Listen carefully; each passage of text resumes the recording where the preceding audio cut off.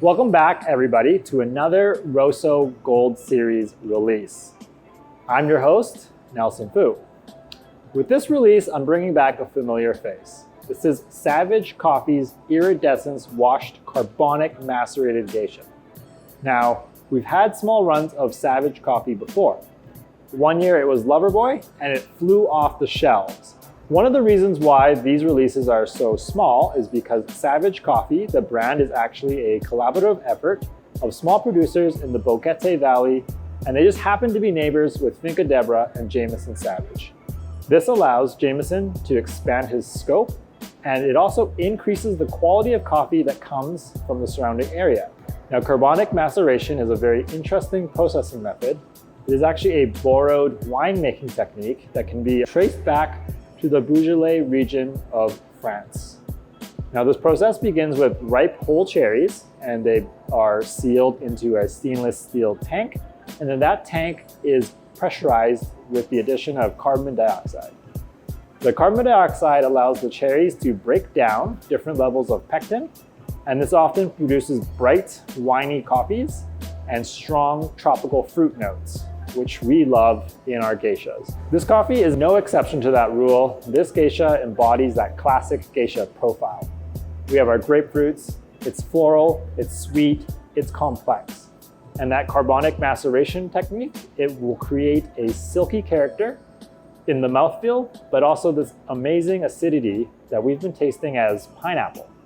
Now, you might notice that I'm in one of our cafes today because we are actually going to use the cafe pour-over recipe for our brew recipe.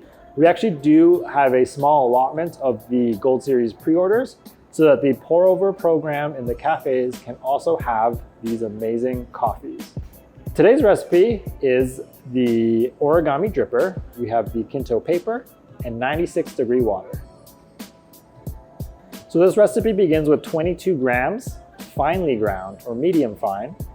The water, we're going to start with a 80-gram bloom just down the middle. We're not going to move. We want a consistent recipe that everyone in the cafe can replicate.